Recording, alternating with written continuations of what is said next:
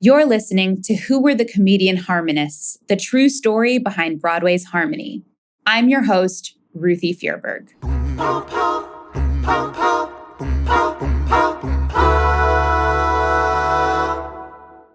By now, we know that Bruce Sussman wrote a compelling story that he and composer Barry Manilow were determined to get out into the world.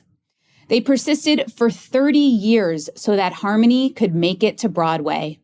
But the book and score are only the starting point of a musical. Now, they had to realize it in 3 dimensions for the stage.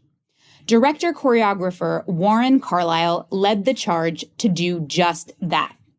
Though his work began with finalizing the script in collaboration with Bruce, it was Warren's full responsibility to create the vision of how the musical would look, sound, move, and feel on stage. Harmony is a memory play, and that was very helpful, I have to say, in the design of it, whoa, I know I want it to be fractured. I know I want it to be literal in moments, but non-literal a lot of the time. So I wanted to be in Chip's head. And once Bruce had given us that delicious point of view, it started to help me organize how I wanted it to look. Warren assembled his design team, including scenic designer Beowulf Boritt, lighting designers Jules Fisher and Peggy Eisenhauer, costume designers Linda Cho and Ricky Lurie, and sound designer Moses Schreier. They created the production of harmony. So imagine, you're in Times Square, New York City. You pass the threshold of Broadway's Ethel Barrymore Theater. The usher takes your ticket and welcomes you to Harmony. As you walk down the aisle of the theater's orchestra seating, you see the proscenium dotted in glowing filament bulbs. A black, white, and red banner with a photo of the Comedian Harmonists hangs from the rafters. It rises to reveal a sleek, shiny, black box of a set. Beowulf was the one who said, hey, what if it was a black glass box?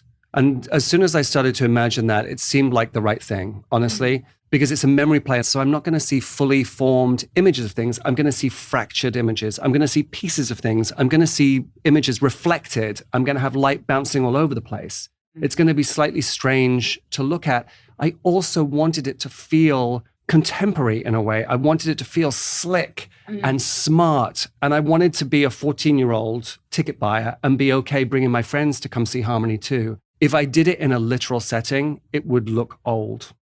Those black sheen walls also allowed for video design to be introduced as a storytelling element. Beowulf, with his black glass, allowed me to put video tile behind it. So when it's switched off, you just see black glass. And when you switch on, the images punch through the glass. In fact, the need for video was actually what precipitated Beowulf's idea. When we first started talking about it 5 or 6 years ago, a while back now, we're wrestling with how do you present Nazis on stage. Hitler shows up in the story. So that was really what it sprang from is how do you put Adolf Hitler on stage in a musical? And at one point Warren said, well, what if there was some way to do it with video? And that led me to think, honestly, about like our phones. Like that's where fascism comes from these days. That's where we experience it, is coming out of that black mirror of our phones. And it led very directly to this set of black mirrors. And I said, what if we like wrap the stage in black mirror, but we put video walls behind it so it can be this kind of beautiful, sleek, elegant world at times, like a grand piano, but it can also, other things can seep out of it. So that intellectually was the impetus for the set. That black shine also echoed the prestige and polish the Comedian Harmonists would not only achieve, but become known for. And, as Warren mentioned, the material itself could reflect and distort images to represent the memory aspect of the musical. It fractures the reflections, and so it begins to distort the reflections and break them in a weird way, the way memory does, the way we misremember things or remember an odd detail, or you're thinking about something and suddenly there's a slightly different perspective on it. There were a lot of challenges. As soon as you put a mirror on stage, you're opening a can of worms. And the first call I made, honestly, was to Jules Fisher and Peggy Eisenhauer and said... Your lighting designers. My lighting designers, and said, if we do a mirrored box with a mirrored ceiling and a mirrored floor, are you guys game to do that? Because it's going to make their lives really hard. And, thank God they are masters of what they do. It's a gorgeous set and wildly challenging. And don't forget that we also have a mirrored floor. So how do you logistically design for a set like that? We did it, as we often do, in studio, in model form, in the shop. We tested a lot. We tested with the projection. We tested with light bouncing.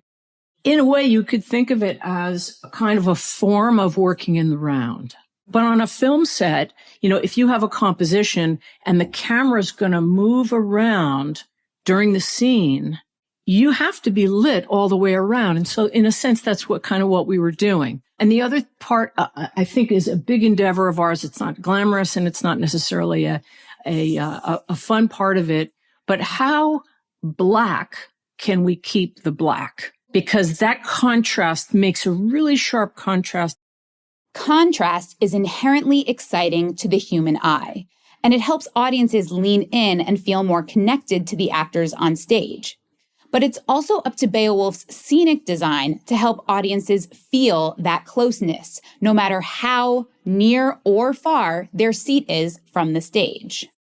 Everything I do on stage is about the human body and how do we make a single person feel important and big in a theater. This is also a story that is sort of epic in scale. And so I wanted a proscenium of light bulbs that was huge, that was Carnegie Hall, that was, all these massive theaters they played, and also a proscenium that could not only make a person important, but was these little clubs that they played, these tiny little places. I built a model of the theater and I got six little cardboard cutouts of a human-sized figure and said, what kind of frame do I put around them that makes these six guys be framed perfectly? It's kind of a lovely proportion. It makes the human body look good. And because it gets wider as it comes downstage, it allows the big scenes to fill out and use all that space. But it also allows us, if we turn on that little upstage proscenium of light bulbs, to have quite an intimate little space to make people feel big in that way. As Beowulf references, harmony takes place in a variety of locations: indoors, outdoors, hotel rooms, train cars, tiny performance venues like the Cinderella Club, and massive concert halls like the Berlin Philharmonic. There are so many settings that this set has to accomplish. How were you able to make those suggestions so that our imaginations could create all of that along with you? It is sort of what I try to do in every show. And this harks back to Hal Prince, who I worked for many years before he died. He always would say, in a musical, you want to leave a lot of empty space. You want to leave a lot of black space so there's room for the audience's imagination, because it will make them complicit in the storytelling. Yeah. For those who don't know, Hal Prince, the esteemed director and producer, people probably know him most famously for Phantom of the Opera, which uses a lot of black space. I read the scene and think, what do I need visually to clue us into where you are? So, for example, there's a street scene in Harmony where there's nothing on stage but a bench and a lamppost. And I at least think it's enough to let us know. It tells you you're outside. The lamppost mirrors a Berlin lamppost from the period. We've got this very heavy bench that also looks like a Berlin park bench from the period.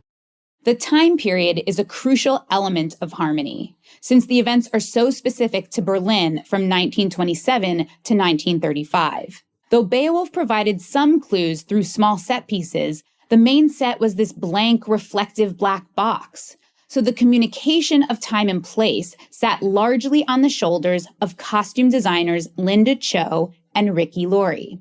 They performed an extensive amount of research to ensure the accuracy of every detail in the costumes the entire company wore in Harmony.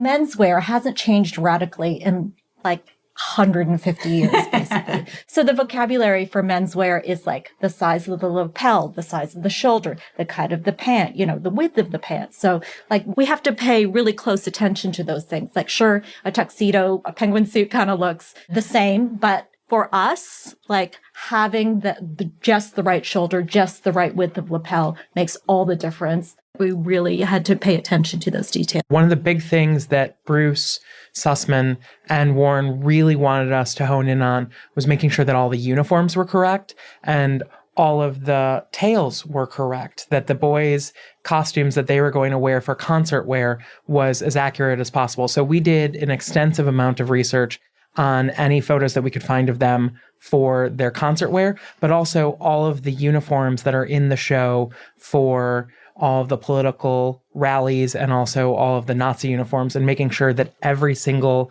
detail, because they changed so expansively in this short amount of time, that every medal and every, patch was for the year that it was going to be on stage for. That is so fascinating. You might be thinking, who could see those medals and patches from the audience? Who knows what size a 1927 lapel was versus a 1933 lapel? And you might not know the answer in inches, but your brain amalgamates all of these minute details into a larger, complete image. If a style were incorrect, you would notice. And you might not even be able to put your finger on why, but your brain would tell you that something was off. Costume designers typically conduct a ton of research about period and location, no matter the show. For Harmony, there were historical figures like Josephine Baker and Albert Einstein on stage, not to mention the comedian harmonists themselves. Thankfully, Linda and Ricky were able to pore over loads of photographs and footage of these real-life people. Once they sketched the multitude of looks for each character, from the 6 harmonists and Rabbi, to Mary and Ruth, to Josephine Baker and the full ensemble, Linda and Ricky had to execute their vision through a mix of vintage clothing items and outfits constructed for the show. And then all of those pieces had to look right next to one another.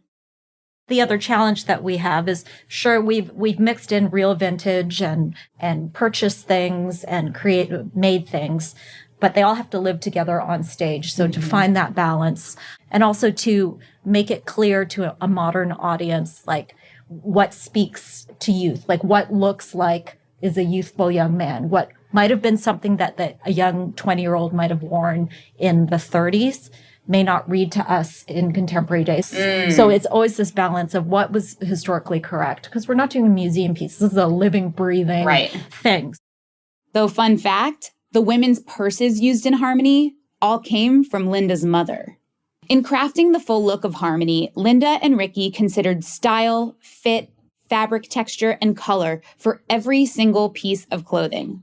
For example, as a member of the Communist Party, Ruth would wear red to rallies and speeches, and that warm color palette became a through line for her character.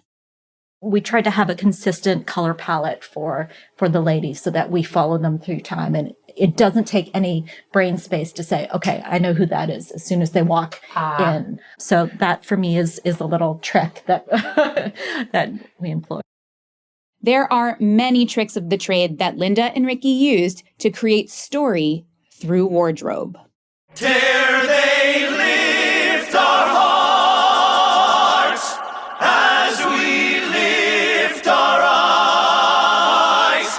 Are we fools to see the hope that's gleaming in the skies? Of course, intrinsic to the Comedian Harmonists story is their sound. As such, achieving a crispness and clarity was the first task for sound designer Moses Schreier. The sound design for clarity and to be able to enjoy the music and to hear every single word, that takes a lot of work. What was special and different about Harmony versus other shows that I've designed is the mix is one of the most difficult mixes of the shows that I've done. Tell me more. Tell the audience what a mix really means. The person who is sitting behind the sound console, who has to mix the show live every night to balance the voices with the band, with the sound effects, that's the mixer's job. So many of the numbers include all 6 of the guys singing. Right. And each one of the numbers that they're in each is a very different kind of number. It's either a ballad kind of number or it's a big raucous dance number. So every time that they sang as an ensemble, the mix was different. And even within the song, who leads the song and who's got the solo changes. So the mix is extremely active for every one of their numbers. Because of the complexity of what they're doing in Hungarian Rhapsody, it's really about trying to get as much clarity on every single one of the 6 guys singing, because they all have very complex contrapuntal things that they're singing, and you want as much clarity as possible. So that's the goal on a number like that. Then Stars of the Night, which is a ballad where they're singing this amazing 6-part harmony as a chorale, you approach it a little bit differently. You approach it as a group sound, and that's one where I was modeling microphones to really try to get this 1930s, 1940s radio sound. These are just two brief examples of how Dan listened to the musical to create its sound design. But the job involves a ton of labor from start to finish. A sound designer for a Broadway musical is very much akin to a producer for a record. So that's somebody who's kind of the overlord for everything sonic in the theater. So, and another thing that maybe your listeners don't know is that for Broadway shows, there's nothing in any theater. So every theater that you go into is bare walls. There's no equipment. And you have, as the sound designer, as the lighting designer, you have to bring every piece of gear into the theater. So that's where the project begins. Not only did Dan design a sound system so that every theatergoer could hear that signature sound of the harmonists, he needed to ensure the performers and musicians could all hear each other. In On Harmony, one of the things that's complicated is the band lives in two different places during the course of the show. So I had to create two sound systems for when the band was off stage and when the band's on stage.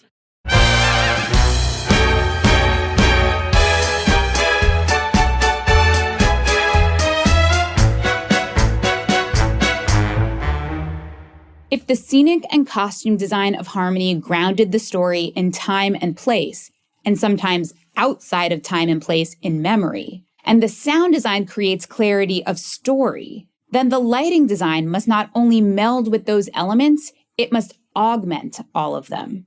Lighting possesses the ability to direct attention and wield emotion, particularly in conjunction with music.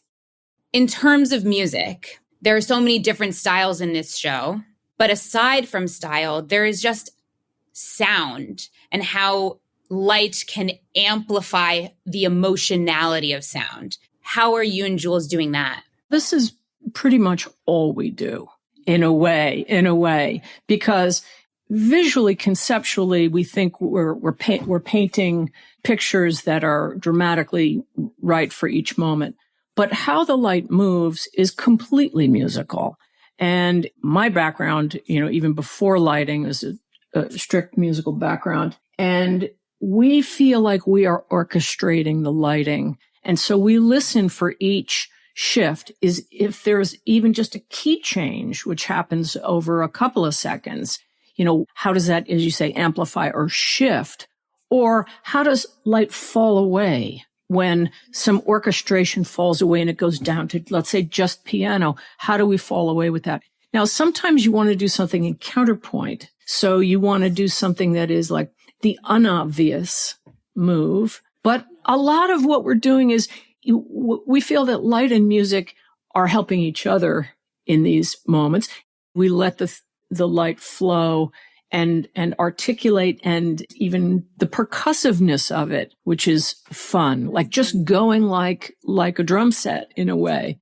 We have so much control that we think of it as kind of a liquid plasma that is moving. It's like moving paint. A little bit in a way like an animation of light is really what we're doing more now. And with music, and what's so musical about the score and how it moves and the underscore, all of that is like our transportation of moving this liquid light around. Mm-hmm. And it gives us the freedom to do it emotionally, because if you were doing something that was, very realistic or documentary style, it wouldn't make sense for light to change like that. But in the theater, in musicals, that's what we can do. Still, in certain scenes, there were strict parameters as to what Peggy and Jules could do. One of the big key things is it's period piece. So when we're in sort of a performance number, moment. Right, where the comedian harmonists are in performance. And they're in performance, that has to be period executed. So, in other words, there shouldn't be anything there in terms of lighting that's anachronistic in terms of what would the lights have been able to do in that year. and nothing more than that. That's very specific. The final image in Harmony is also specific. As the company sings Stars in the Night, strings of individual light bulbs descend from the rafters. They create the picture of a night sky spotted with glowing stars. As they reflect infinitely in the stage's mirrors, the stars seem to go on forever. What a beautiful, brilliant thought. This marks our final episode of this limited podcast series, Who Were the Comedian Harmonists? I want to thank you so much for listening.